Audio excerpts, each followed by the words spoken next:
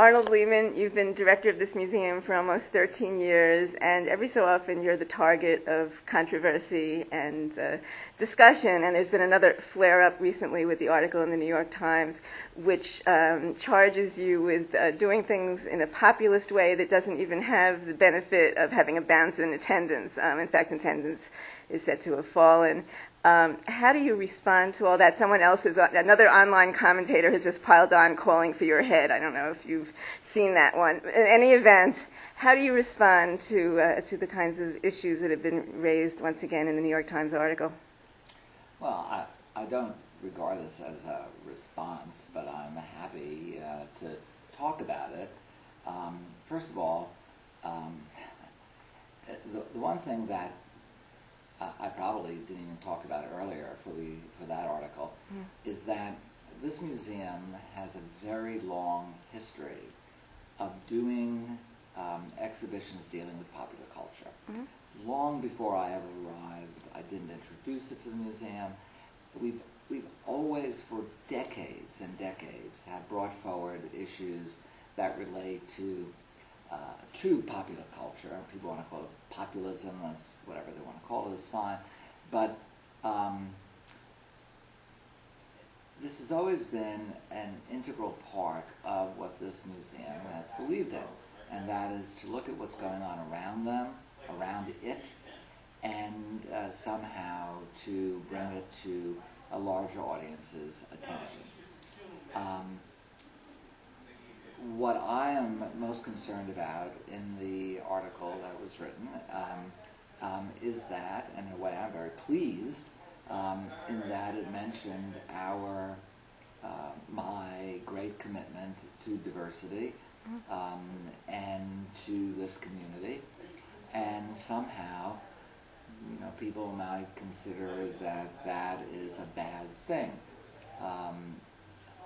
We have, if one is willing to look at the entire exhibition program, we have a very balanced program of exhibitions that go from ancient Egypt to 19th century, to the present, right now to Warhol, and we are very proud of that, and we will continue to do that, whether it includes exhibitions that are in the category of popular culture or not. The balance of our exhibitions has always been important to us, in that our goal is to bring the most diverse and engaged audience to the Brooklyn Museum that we can. We don't look at these exhibitions from the point of view, this will bring this number, that will bring that number. We look at them first and foremost from the point of view, does it relate to the mission of the museum? Is it does it help to balance the program?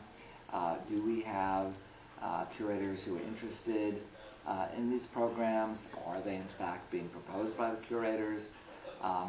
So it's, in a short article, that picks and chooses, it becomes a different issue.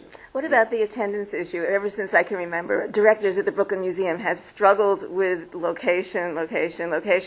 Other museums in the cities have had a bump in attendance. What do you attribute the difference to, and is there anything you want to do to address it, or is this? We know what our attendance figures are. Yeah. They're public information. We're very forthcoming with them. And our attendance fluctuates considerably in that the percentage difference, I think, that was being discussed was off of a very high year when I think that we were showing Murakami, which drew a huge number of visitors. Yeah. And then in the next year, our balanced exhibition program just drew fewer visitors. And in understanding museum audiences, the numbers involved, I think you have to understand how a museum plans its year. Not this museum, any museum. And typically, there is fluctuation. Sometimes the fluctuation is very great. Sometimes the fluctuation is minimal. Clearly, from my point of view, the numbers. Would we want more people? Of course we'd want more people. And to say that, to suggest that that any institution that is committed to serving the public doesn't want more people would be nonsense.